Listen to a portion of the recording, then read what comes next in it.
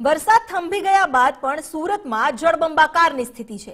Purna Saroli road, સણિયા Hemad ગામ સહિતના વિસ્તારમાં હજુ પણ ખાડીપુરના પાણી યથાવત છે। ખાડીપુરને કારણે તારાજી સર્જાઈ છે। લોકોના ઘરોમાં પાણી ફરી વળતા ઘરવખરીને નુકસાન થયું। અનાજ, કપડાં, લત્તા, ફર્નિચર બધું પલળી ગયું। ભારે વરસાદથી સ્ટેટ હાઈવે પર પણ પાણી ફરી વળ્યા છે। ચારે કોર માત્ર પાણી જ પાણી જોવા મળી રહ્યું છે।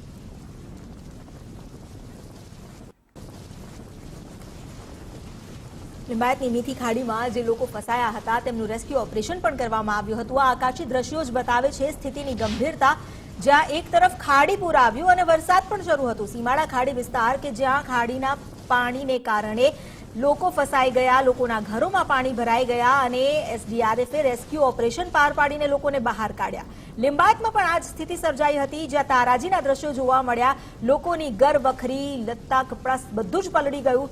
તો આ ઉપરાંત કુવારદા, ઓલપાડ અને સરથાણ વિસ્તારમાં ઘરોમાં પણ પાણી ભરાઈ ગયા। જાણે એવું લાગતું હોય નદીમાં જ ઘર ઊભા કર્યા હોય તેવી પરિસ્થિતિનું અહીં નિર્માણ થયું। અને ત્યારબાદ પાણી ઓસરવાનું તો હજુ શરૂ નથી થયું, પરંતુ જે વીજળી છે તે વીજ પુરવઠાને પણ નુકસાન પહોંચ્યું છે। વરસાદ બાદ સુરત શહેરમાં ખાડીપુરની આફત આવી। ગઈકાલથી વરસાદ નથી, પરંતુ સુરત હજુ જળબંબાકાર છે।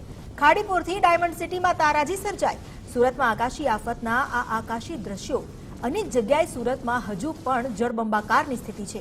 સણિયા હેમાદ, સરથાણામાં પાણી જ પાણી છે।